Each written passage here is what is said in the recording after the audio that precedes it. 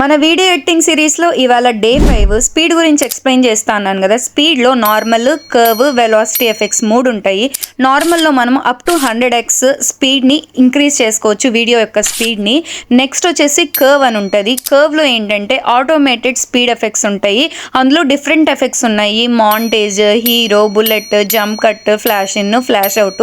For example montage తీసుకున్నాము, దాన్ని బట్టి వీడియో మన స్పీడ్ అడ్జస్ట్ అయిపోతుంది.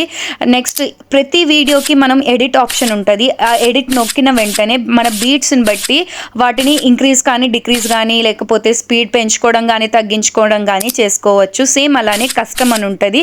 ఇది మనకు నచ్చినట్టుగా మనం బీట్స్ యాడ్ చేసుకొని వీడియోని ఫాస్ట్ ఫార్వర్డ్ కానీ స్లో మోషన్లో కానీ స్మూత్గా వెళ్ళడానికి ఉంటుంది అనమాట. స్మూత్ స్లోమో అని సెలెక్ట్ చేసుకుంటే వీడియో ప్లేబ్యాక్ ఇంకా స్మూత్గా అయిపోతుంది ఆ స్లో మోషన్లో. Next velocity effects. ఈ వెలాసిటీ ఎఫెక్ట్స్ ఏంటంటే మన మ్యూజిక్ లేకపోతే ఆడియో బీట్స్ని బట్టి అది ఆటోమేటిక్గా వీడియో మొత్తాన్ని లేక ఫాస్ట్ ఫార్వర్డ్ కానీ స్లో మోషన్లో కానీ మార్చేస్తుంది. ఇంకా నీట్గా స్మూత్గా ఉంటుంది.